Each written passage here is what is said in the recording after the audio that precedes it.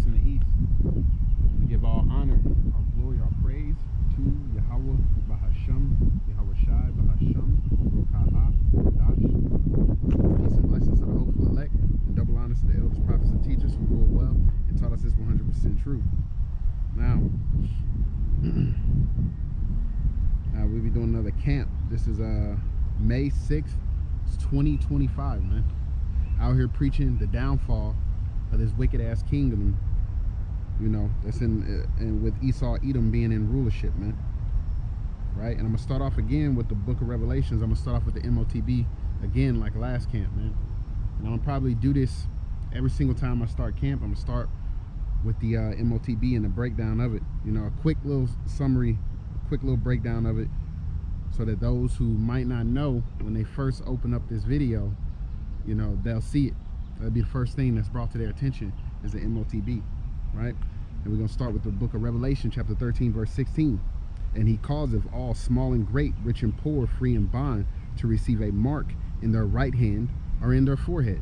Okay? Now that word mark goes into charagma. So, you know, contrary to what IUIC and other camps are teaching, it's not a spiritual thing, man. It's not a spiritual mark. It's a physical mark, man. Because that word charagma goes into a stamp. The outline biblical usage, a stamp or imprinted mark. Okay?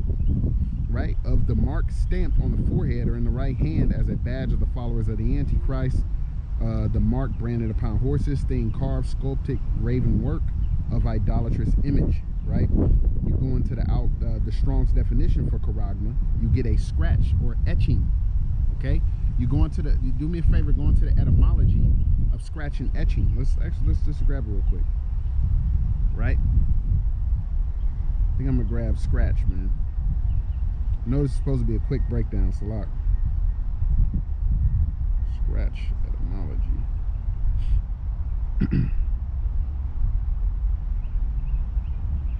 Right? Scratch. A mark or wound slightly, man. Right? That's physical on the surface, lock, by a scraping or tearing action with something rough, sharp, or pointed. Right? That's your mark. That's what's gonna help. That's what's gonna bring about that mark. Lock. Keep hearing shit behind me. Right? So it says a scratch or etching, right, i.e. a stamp, as a badge of servitude. Okay, so those who are going to serve this wicked ass kingdom and the ones who rule it, Esau Edom, they're going to get this mark, man. Esau Edom is going to demand for you to receive this mark in order to participate with the rest of the world, in order to continue to participate in his kingdom. That's what he's going to require of you, man, because he's trying to be just like Yahweh Ba'Shem Yahweh Shai. Yahweh's going to mark the elect, right? And who Esau Edom is going to mark is the 2/3 and the heathen. Okay. Now the etymology, when you go into charagma, you go into that word and you're going to get crux or crux, right? Which is a pale or stake, i.e. a palisade. And this is going into what's going to be used to put the mark within you, man. Because you go into a palisade, right? It's that needle, man. That hypodermic needle. It's going to put that chip, right? That charagma within you. Okay? Right? Now let's go into the Strong's definition of charax, man. To sharpen to a point akin to G1125 through the idea of scratching. Right? So in order to get that scratch on you, that mark, they're gonna need this charax, right? This which is gonna be a palisade sharpened to a point. Very easy to understand, man. Like I said, look up palisade to get what it looks like, man. Because what you have to understand is that when our forefathers was talking about these things, they were only, this locky is super windy. They were explaining it to the best of their ability, man. It's locked. Make sure the camera don't fall. All right, they were explaining it to the best of their ability. Okay, so they never seen a needle before. All right, They've never seen it. So they were, like I said, they were explaining it to the best of the ability based on the objects that they already had that they knew of, man, at that time, right?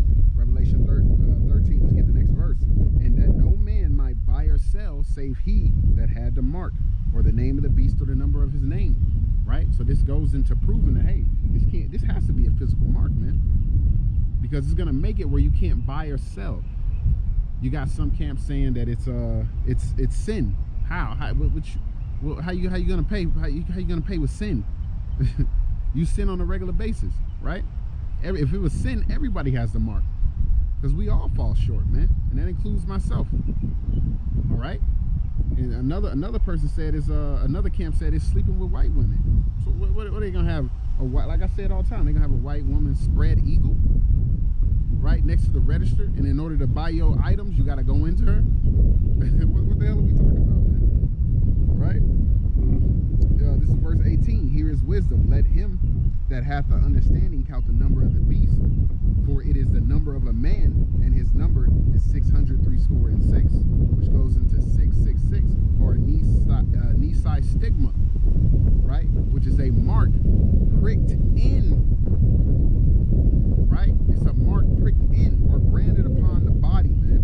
To ancient Oriental usage, slaves and soldiers bore the name or the stamp of their master or commander, branded or pricked, cut into their bodies, man, to indicate what master or general they belong to, man.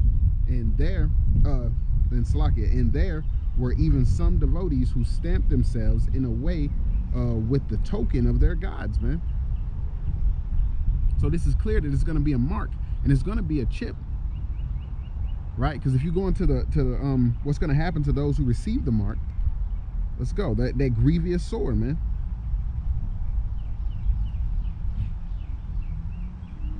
Let's get that grievous sword. It's a lock. I'm gonna grab it in the blue letter, because I'm gonna go into the commentary, man. Hey, like I said in my other lessons, the water Yahweh B'Shem Yahweh Shai, putting the spirit on the brother Mata Zakba through bringing that out in that live, because I didn't know that was in the blue letter, man. But the water Yahweh, it's a lock.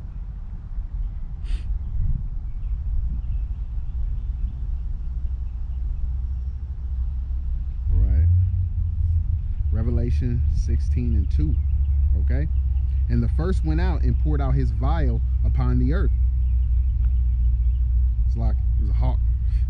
And the first went, Salaki, and poured out his vial upon the earth, and there fell a noisome and grievous sword, right? A noisome and grievous sword upon the men which had the mark of the beast, and upon them that worship his image, right? We're going to go into the commentaries of that, man. Go to the blue letter, go into the commentaries, right? It's a lot. Let me see what we got here. And it's John Brown, okay? Revelation 16. John Brown, all right? It's a lot. I'm looking for, okay. This is in text 2, point 2, text, right? And we're going to, under that, it's going to say 2. Notice the first bowl does not affect those who refuse to accept the mark of the beast.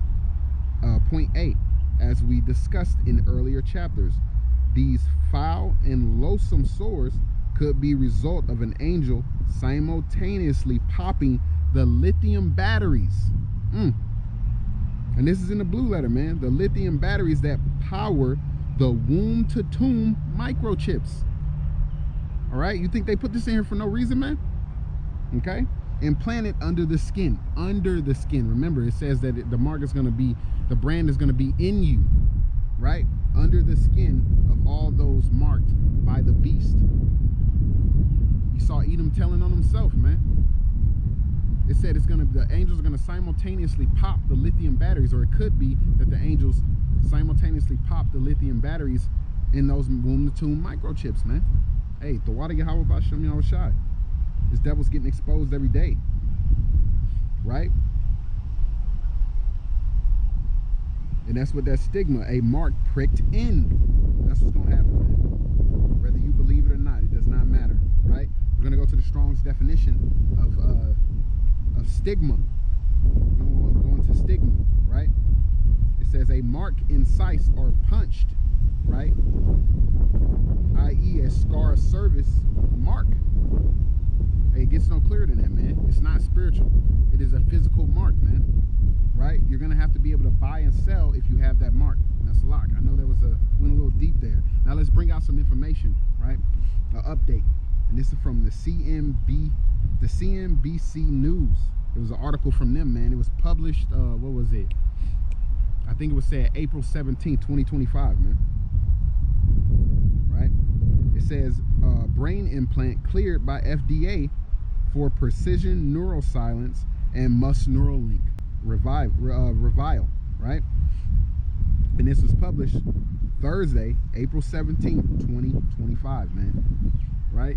It says it reads, Precision Neuroscience announced that a core component of its brain implant system has been approved by the U.S. Food and Drug Administration, right? The company is building a brain-computer interface that will eventually help paralyzed patients restore functions such as speech and movement. Now, this goes all the way back to his lying wonders, man. He's going to make it seem like this chip, right, whether it be up here or whether it be in your hand, either one, doesn't matter if it's right or left, he's going to make it seem like it's not that big a deal, or it's to help you, or it's for convenience. That's what this devil's going to try to push, man. Right? Other prominent startups in the space include Elon Musk's Neuralink. Now, we've all heard of Neuralink, man. And I think he's already has 2 or 3 patients at this point who have the Neuralink, right? And Synchron, Synchron, right? Which is backed by Amazon founder, Salaki, Jeff Bezos, and Microsoft co-founder Bill Gates. What a surprise. Two wicked ass men, right? Only part of Precision System was approved by the FDA on Thursday. Salak. Now the point, let's get to the piece that was approved. The piece of Precision System that the FDA approved is called the Layer 7. 7 is a number of completion, the Wada Yahweh, right? A cortical, right? Cortical interface, I think I'm saying that right, Salak if I'm not, right? A microelectrode array is thinner than the human hair and resembles a piece of yellow Scotch tape, right? Each array is made up of 1,024 electrodes, right? That can record, monitor, stimulate electrical activity on the brain's surface, right? It's going to basically track your brain, track how it's using, man. Track how it's using. Track, you know, what you're using it for. You know, in a nutshell, right? When it is placed on the brain, Precision says it can conform to the surface without damaging any tissues. Yeah, okay. The FDA authorized Layer 7 to be implemented in patients for up to 30 days, and Precision will be able to market the technology for use in clinical settings. This means surgeons will be able to use the array during procedures to map brain signals, for instance. It is not Precision's end goal for the technology, but it will help the company to generate revenue in the near term.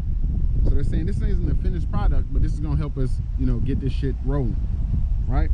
Precision has temporarily implanted the Layer 7 in 37 patients. So 37 people already had this, man. Okay? So far. And the CNBC observed one case at Mount Sinai Hospital in New York last April. Until this point, right, the implications have taken place for short periods, often a matter of minutes or hours, on patients who were already undergoing brain surgery for a medical reason. So they were going and grab up people who already needed brain surgery, and they were like, hey, let's put this in your brain. Along those lines. Hey, but that's the update for the MOTB so far, man. Right? And we already got camps like IUIC who's slowly starting to, you know, they think they're trying to weasel their way back into the proper MOTB because they're getting found out, man. right? It's coming to light that they're trying to push this whole digital thing now. Oh, now it's digital.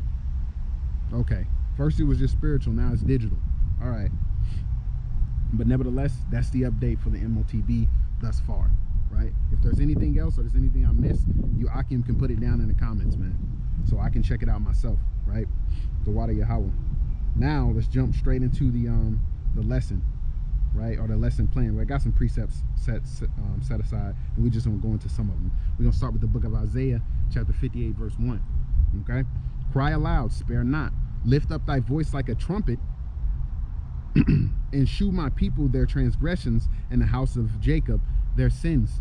Now, we pull this verse a lot for the people who have a problem with us coming out on the highways and byways and preaching this truth, man. Oh, why you brothers always screaming at people? Why you brothers always coming out here cussing and all this, that, and the third? Look, we come out here to preach the downfall of this kingdom and to wake up the ones that Yahweh B'Shem Yahushua sends our ways, because we don't have control over who we wake up. We don't have control over if someone wakes up.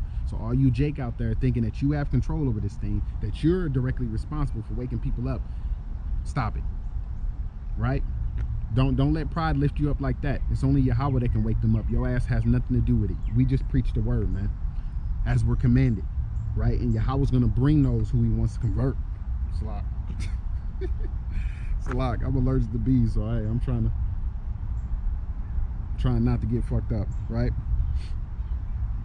But damn, I lost my train of thought. Whole life laugh. Right? In the house of Jacob, their sins, right? So that's the only reason we come out here to preach this word like we're commanded to do, right? We don't have any say-so in whether you get it or not, and we don't care if you get it or not, okay? We don't give a shit. If you don't get it, and we've been trying to break it down to you, we're just gonna move on, man. Okay, that's your stumbling block. You better pray and ask for understanding in that, right? This is the book of Leviticus, chapter 19, verse 17. Thou shalt not hate thy brother in thine heart. Thou shalt in any wise rebuke thy neighbor and not suffer sin upon him. Okay, so that's why we out here, man, to rebuke you. We're gonna cry aloud and spare not and rebuke the shit out of you, because you need it. And it's out of love. It's not out of hate. Hate would be me not giving a shit. Hate would be me keeping this knowledge to myself and basically saying, fuck you. That would be hate. I don't care if that brother get it or not. Or I don't care if he get it. I don't care if that brother, if anyone brings that brother the truth. What? Hate, that's hate. Love is coming out here and rebuking your brother, man. Rebuking him openly. Open rebuke is better than what? Secret love, man. Got to get out of that. And Jake, you got to get out your damn feelings, man. Right? This is the book of, I'm going to jump to the book of Ezekiel, chapter 33, verse 1. Again, the word of Yahweh came unto me, saying, Son of man, speak to the children of thy people, and say unto them. Now, did it say speak to the whole world? No. It says speak to the children of thy people. So all of you saying that you supposed to go out there and preach to the heathen or teach the heathen or go and speak unto the heathen, no the fuck you're not. Okay? Scripture doesn't support that. Right? It said you're supposed to teach among the heathen, which means there's going to be some of your brothers that are scattered among those people. But you're there for the brothers, for the elect that might be among those heathen. Okay? Right? Son of man, speak to the children of thy people and say unto them, when I bring the sword upon the land, if the people of the land take a man of their coast or their coast and set him for their watchman. So that's also, you know, a part of our position. We're watchmen, man. What did I do in the beginning of my lesson? I brought out the most updated news that I had on the MOTB, going mainly into the brain chip, man. That's what we're supposed to be doing, man. We're watchmen. We're supposed to watch what's going on, man. That's our job. All right? If when he seeth the sword come upon the land, he blow the trumpet and warn the people. That's what we're doing right now. We're warning you. We're warning everyone. Even if no one's walking past now, someone could walk past and hear it. Or when I post it, someone can see it. Okay? But that's our job, to warn the people, man. Then whosoever heareth the sound of the trumpet and taketh not the warning, You hear us out here preaching. You hear us on the side, on the highways and byways. You come on the damn platform and see the videos and hear us, right? Then whosoever heareth the sound of the trumpet, you heard us, and taketh not the warning. You didn't listen. You didn't take heed. You didn't give a shit, right? If the sword come and take him away, his blood shall be upon his own head. That's on you, my nigga. Your blood's on your own hands, man. Why? He heard the sound of the trumpet and took not warning. We were out here every day. What does the scripture say? We were onto them as a lovely song, but they didn't listen. Roughly paraphrasing, man. Let me just grab it, Salak, because that's gonna bug me. I'm pretty sure I quoted that wrong.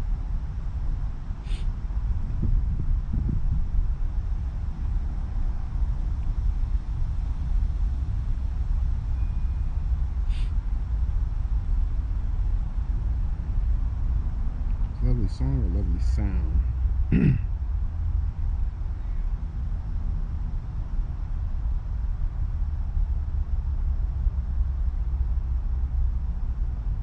Right, I'm gonna start at 31. This is the book of Ezekiel, chapter 33, verse 31. And they come, let me make sure it's locked.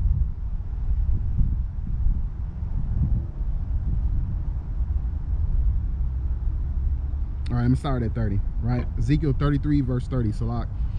Also, thou son of man, the children of thy people still are talking against thee by the walls and in the doors of the houses, and speak one to another, every one his brother, saying, come, I pray you, and hear what the word that cometh forth from Yahweh. Right? And they come unto thee as the people cometh, and they sit before thee as my people, and they hear thy words, but they will not do them. So they came, they listened, they might stand out here with us, talk with us, you know, they might come on our lives, break bread with us, but they don't take heed, man. Right? And they hear thy words, but they will not do them. Right? For with their mouth they shew much love, but their heart goeth after their covetousness. Right? They show with their mouth, okay, instead of with their actions and being converted, right, being born again by the washing of the water by the word. They don't want to do that, man. They just want to be sideline Negroes, man. And lo, thou art unto them as a very lovely song of one that have a pleasant voice and can play well on the instrument, for they hear thy words, but they do them not. And that's what's happening, man. They hear us talking about the MOTB, but guess what? They're still going to take it. They hear us out here talking about, hey, you're not supposed to be eating pork, shrimp, lobster, crab. But guess what? They going, right after they get done listening to you, they taking their ass down to Red Lobster, and they going to smack their lips on some of it, right? That's what these motherfuckers is doing, man. And you're going to pay for that. Your blood is going to be on your hands, man. We've washed ourselves clean, bro. Right? Let me read it over from the top. Ezekiel 33 and 4. Then whosoever heareth the sound of the trumpet and taketh not the warning, if the sword come and take him away, his blood shall be upon his own head. That's going to be on you. Okay? Right? He heard the sound of the trumpet and took not the warning. His blood shall be upon him.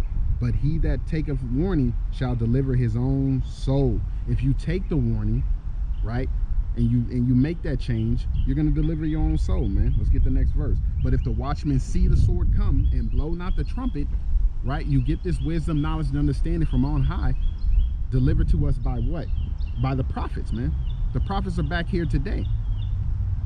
The prophets are back here today, starting with who I believe 100% to be the men of GMS, also known as Great Millstone, man. Right? And the ones who preach the like-minded doctrine. Okay? And if the people, slack it, but if the watchmen see the sword come and blow not the trumpet, and the people be not warned, if the sword come and take any person from among them, he is taken away in his iniquity, right? But his blood will I require at the watchman's hand. That's going to be on us. If we don't come out here on the highways and byways, preach this truth, and help our people get this understanding, that blood is going to be on our hands, man. It's going to be on us. All right? It's verse 7. So thou, O son of man, I have set thee a watchman unto the house of Israel. Unto the whole world? No. Unto the house of Israel. right? Therefore thou shalt hear the word of my mouth and warn them from me. Okay? So hey, that's why we come out here week in and week out, day in and day out, and we preach this truth. It's like, hey, I'm about to just tip over. We come in week and week out to teach this truth, man. Right? We go to the book of Ezekiel chapter 2 verse 7. And thou shalt speak my words unto them, whether they will hear or whether they will not. Or slack it, whether they will hear or whether they will forbear, for they are most rebellious. Right? So whether you hear or whether you forbear, we got to come out here and do what we're supposed to do. Do what we were commanded to do. Because we're not doing this for you. Okay? We're doing this for Yahweh Ba'Shem Yahushua, because we want the kingdom. We know there's a greater reward. Right? We're not laying our treasures here on earth. We're setting up our treasures in heaven. All right?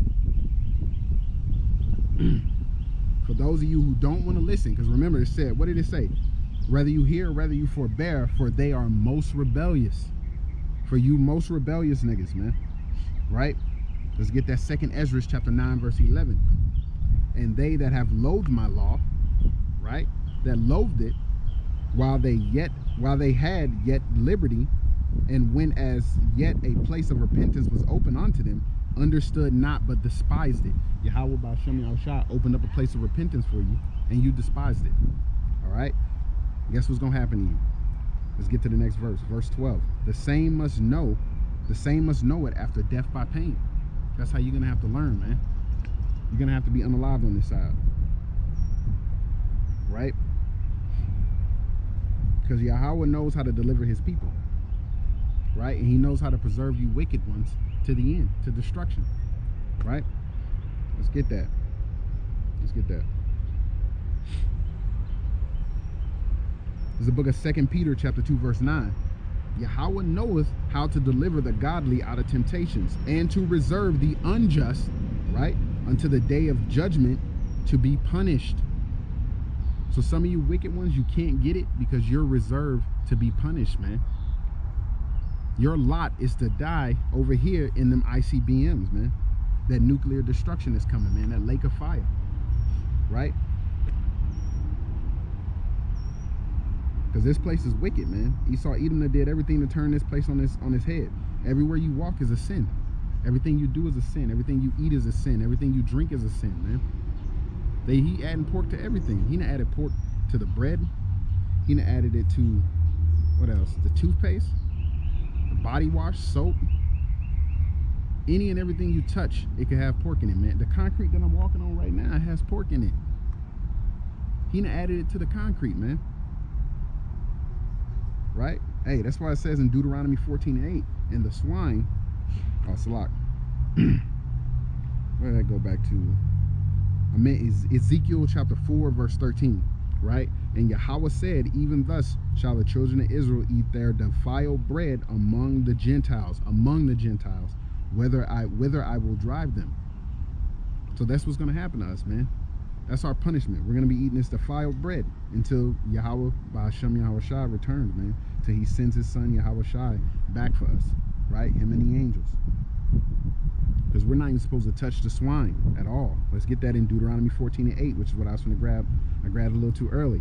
And the swine, because it divideth the hoof, yet cheweth not the cud, it is unclean unto you. Ye shall not eat of their flesh, nor touch their dead carcass.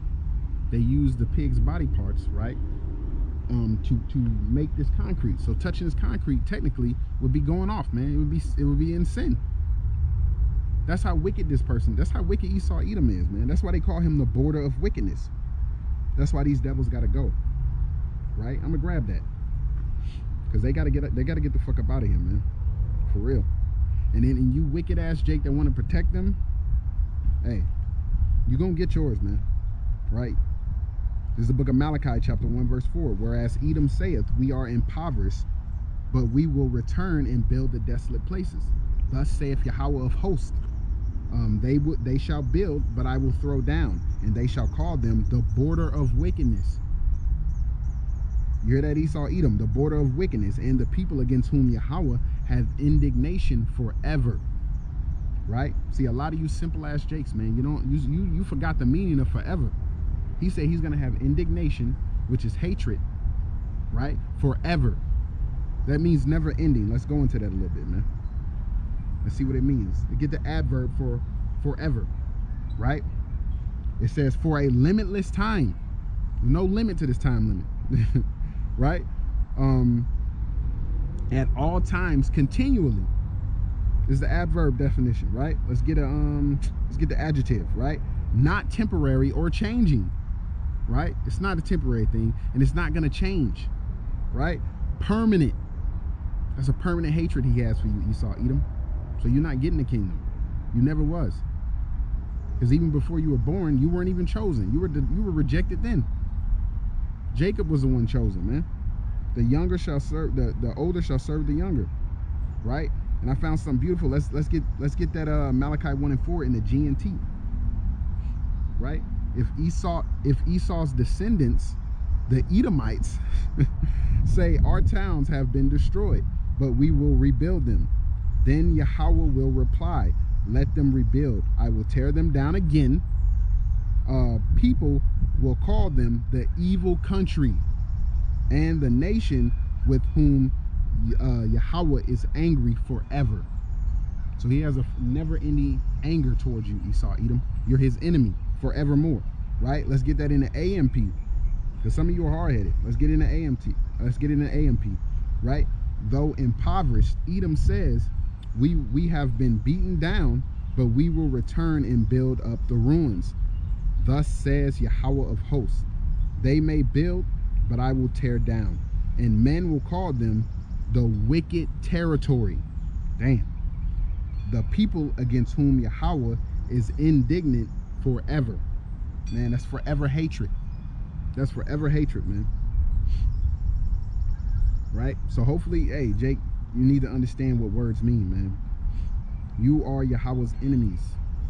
And if you take the side of Esau, Edom, yo, let's get Proverbs 11:21. Though hand join in hand, the wicked shall not be unpunished, but the seed of the righteous shall be delivered. Okay? You hear that? Let's get that in the AMP. Let's get that in the AMP. Right? Right? AMP. Assuredly, the evil men will not go unpunished. Esau, Edom, you're that evil man. But the descendants, and not just Esau, Edom, Salak, all you people who are evil, right? But the descendants of the righteous will be freed. You hear that? Descendants. Let's go into that word descendants. You already know where I'm going with this. Descendants or descendant, a person, plant, or animal that is descended from a particular ancestor. You hear that? So the descendants will be freed. What are you Edomites being freed from? You're the ones in control. The scripture says Esau is the end of the world and Jacob is the beginning that followeth. So Esau, you're in control of this world right now, man. So what are you being freed from when you're in control? Come on, man. Hey, and we gonna end it right there, right? The water for tuning in for this camp, you know. Want to give all honor, glory, and praise to Yahweh, Bahasham, Yahweh Shai, Bahasham, Rokaha, Kodash. Peace and blessings to the hopeful elect. Double honors to the elders, prophets, and teachers who rule well and taught us this 100% truth. The water for tuning in for this camp in May 6, 2025. And Shalom.